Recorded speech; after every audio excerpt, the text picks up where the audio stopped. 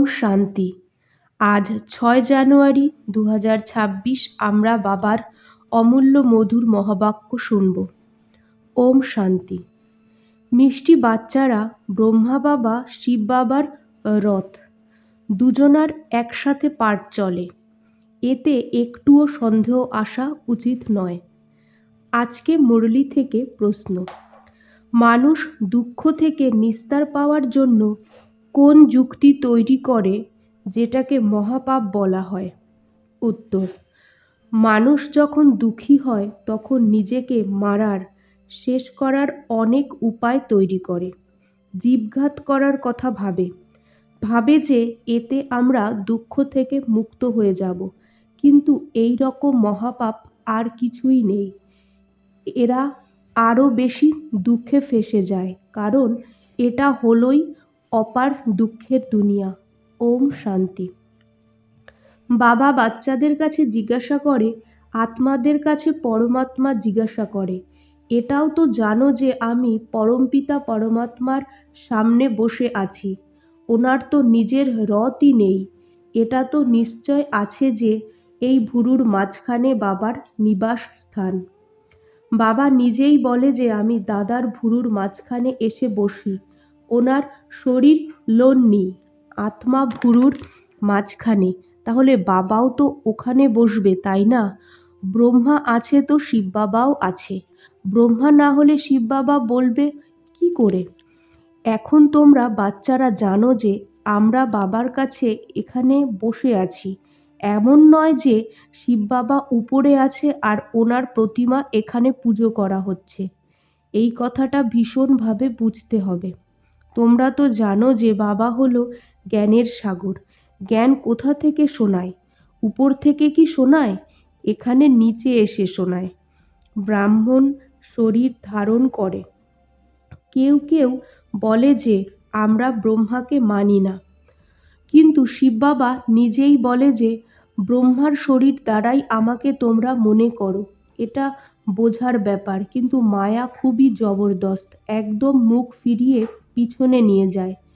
সামনে বসে আছো আর যারা ভাবছো যে ব্রহ্মা তো কিছুই না, তাদের কি গতি হবে? তারা দুর্গতি পেয়ে যাবে। কিছুই জ্ঞান নেই। মানুষরা ডাকেও যে ও গডফাদার। গডফাদার কি কখনো শোনে? ডাকা হয় যে লিবারেটর এসো, নাকি ওখানে বসে লিবারেট করবে। কল্প কল্প পুরুষোত্তম সঙ্গম যুগেই বাবা আসে। যার মধ্যে আসে তাকেই যদি উড়িয়ে দাও, তাহলে আর কি বলবো? নাম্বার 1 তমপ্রধান নিশ্চয় হয়েও মায়া একদম মুখ ফিরিয়ে দেয়। এতই ওর শক্তি যে একদম বার্থ নট আ পেনি বানিয়ে দেয়। এরকম কোনো না কোনো সেন্টারে আছে। এই জন্য বাবা বলে যে খবরদার থেকো, যদি কেউ শোনাতে থাকে শোনো। কথাগুলো কিন্তু সে পণ্ডিতের মতো হয়ে যায়। বাবা যেমন পণ্ডিতদের কথা বলে না, যে রাম রাম বলবে নদী পার হয়ে যাব, এটাও একটা গল্প বানিয়ে ফেলেছে। এই সময় তোমরা বাবাকে মনে করে বিষয় সাগর থেকে ক্ষীর সাগরে চলে যাও, তাই না?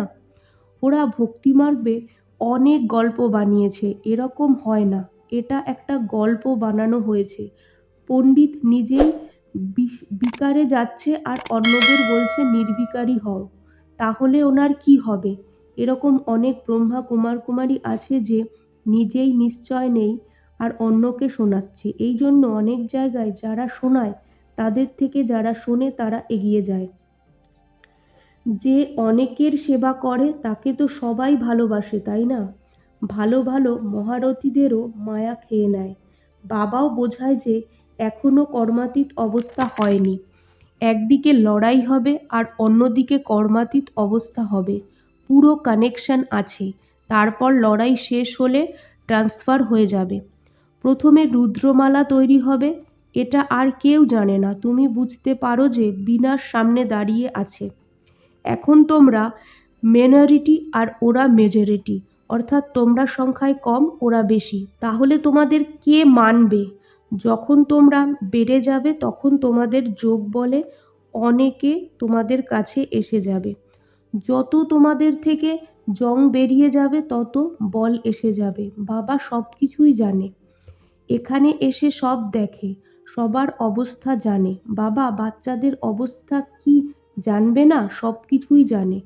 এখনো কর্মাতীত অবস্থা হয়নি। আসুরি কথাবার্তা, চলন সব কিছুই চলছে। তোমাদের তো দৈবী চলন হওয়া উচিত।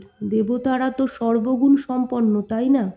এখন তোমাদের এমন হতে হবে। কোথায় ওই অসুর আর কোথায় তোমরা দেবতা? কিন্তু মায়া কাউকেই ছাড়ে না, ছুঁইমুই মানে চঞ্চল করে দেয়, একদম মেরে ফেলে। 5 সিঁড়ি আছে, তাই না? দেহ অভিমান আসার কারণেই উপর থেকে একদম নিচে চলে আসে, পরে আর মরে। আজকাল নিজেকে মারার জন্য কত রকম উপায় বার করে। 21 তলা থেকে লাফ দেয় আর একদম শেষ হয়ে যায়। তারপর হসপিটালে পড়ে থাকে, দুঃখ ভোগ করতে হয়। 5 তলা থেকে পড়ে আর যদি না মরে তাহলে কত দুঃখ ভোগ করতে হয়।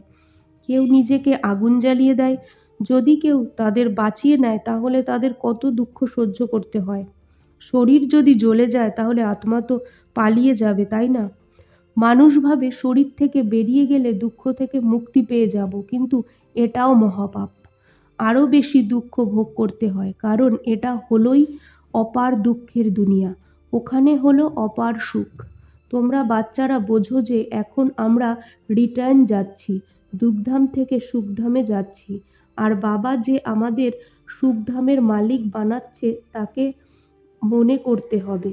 দাদার দ্বারাই বাবা বোঝায়, ছবিও আছে না, ব্রহ্মা দ্বারা স্বর্গের স্থাপন। তোমরা বলো যে বাবা অনেকবার তোমার কাছ থেকে স্বর্গের বর্ষা নিতে এসেছি। বাবাও শুধু সঙ্গমেই আসে, যখন দুনিয়াকে বদলাতে হয়। তাহলে বাবা বলে যে আমি এসেছি বাচ্চাদের দুঃখ থেকে ছাড়িয়ে সুখের পাবন দুনিয়ায় নিয়ে যাওয়ার জন্য। ডাকেও যে হে পতিত পাবন এসো। এরা কি এইটুকুও বোঝে না যে আমি মহাকালকে ডাকছি? বলে যে আমাদের এই ছিছি দুনিয়া থেকে ঘরে নিয়ে যাও। অবশ্যই বাবা আসবে, আমরা মরব, তাহলেই তো শান্তি আসবে, তাই না? শান্তি শান্তি করতে থাকে, শান্তি তো হয় পরমধামে। এই দুনিয়ায় শান্তি কিভাবে হবে যতক্ষণ এত মানুষ থাকবে? সত্যযুগে সুখ শান্তি ছিল, কিন্তু এখন কলিযুগে অনেক ধর্ম এসে গেছে। এগুলো যখন শেষ হবে তখন এক ধর্ম স্থাপন হবে, তখন সুখ শান্তি হবে, তাই না? হাহাকার করার পরেই জয় জয়কার হবে। এরপরে দেখবে মৃত্যুর বাজার কত গরম হবে, বিনাশ অবশ্যই হবে। একটা ধর্মের স্থাপন বাবা এসেই করায়, রাজযোগও শেখায়, বাকি সবাই অনেক ধর্ম চলে যাবে। গীতায় তো কিছুই শেখায়নি। 5 পাণ্ডব আর কুকুর হিমালয়ে গেছে, তারপর রেজাল্ট কি? প্রলয় দেখিয়ে দিয়েছে, সারা দুনিয়া জলময় হয়ে গেছে।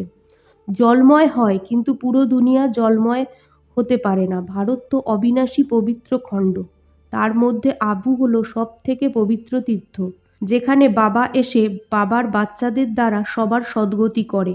দিলবাড়া মন্দিরের কত সুনাম আছে, কিন্তু যে বানিয়েছিল সে কিছুই জানতো না। তাহলেও কিছু তো বুঝতো, তাই না? দপরে অবশ্যই সে খুব সমজদার ছিল। কলিযুগে হয় সবাই তমপ্রধান। সব মন্দির থেকে উঁচু হলো এই জায়গা যেখানে তুমি বসে আছো। এখন তোমরা দেখতে থাকবে বিনাশের হোলসেল মৃত্যু হবে, হোলসেল লড়াই হবে, সব শেষ হয়ে যাবে, বাকি এক খণ্ড থাকবে। ভারত খুব ছোট ছিল, বাকি সব শেষ হয়ে যাবে। স্বর্গ কত ছোট হবে, এখন এই জ্ঞান তোমার বুদ্ধিতে আছে, কাউকে বোঝাতেও দেরি লাগে। এটা হলো পুরুষোত্তম সঙ্গম যুগ। এখন কত বেশি মানুষ, আর ওখানে কত অল্প মানুষ হবে। ওয়ার্ল্ডের হিস্ট্রি জিওগ্রাফি রিপিট হবে শুরু থেকে, জরুর স্বর্গ থেকেই রিপিট হবে, পিছন থেকে তো হবে না, তাই না? এই ড্রামার চক্র অনাদি, যেটা ফিরতেই থাকে। একদিকে কলিযুগ আর ওই দিকে সত্যযুগ।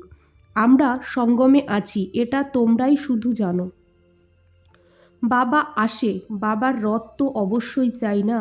তাহলে বাবা বোঝায় যে এখন তোমরা ঘরে যাও, তারপর লক্ষ্মীনারায়ণ হও, তার জন্য দৈবীগুণও ধারণ করতে হবে। এটাও তোমাদের বোঝানো হয় যে রাবণ রাজ্য ও রামরাজ্য কাকে বলে। পতিত থেকে পাবন, আবার পাবন থেকে পতিত কিভাবে হও, এই খেলার রহস্য বাবা বসে বোঝায়। বাবা তো নলেজফুল বীজরূপ চৈতন্য, তাই না? ওই এসে বোঝায়। বাবাই বলে যে সমস্ত কল্পবৃক্ষের রহস্য বুঝেছ? অর্ধেকটা সময় হলো দৈবী স্বরাজ্য আর অর্ধেকটা সময় অসুরী রাজ্য। ভালো ভালো বাচ্চাদের বুদ্ধিতে এই জ্ঞান থাকে। মায়া অর্ধেক সময় রাজত্ব করে, তাই মায়াও শক্তিশালী হয়। মায়ার কাছে হেরে গেলে তার অবস্থা কত খারাপ হয়ে যায়, তাই না? আচ্ছা, আজকের ধারণা: কখনো ছুঁইমুই হয়ো না। দৈবগুণ ধারণ করে নিজের চলন ঠিক করো। 2. বাবার ভালোবাসা পাওয়ার জন্য সেবা করো, কিন্তু যে অন্যদের শোনায় তাকে নিজেকে আগে ধারণ করতে হবে। কর্মাতীত অবস্থায় যাওয়ার জন্য পুরো পুরুষার্থ করতে হবে। আজকের মধুর বরদান: সাকার রূপে বাপদাদাকে সামনে অনুভব করা কম্বাইন্ড রূপধারী ভব। যেমন শিব শক্তি কম্বাইন্ড থাকে, সেরকম পাণ্ডবপতি আর পাণ্ডব কম্বাইন্ড। যে এরকম কম্বাইন্ড রূপে থাকে তার সামনে বাপদাদা সাকারে সর্ব সম্বন্ধের সামনে থাকে।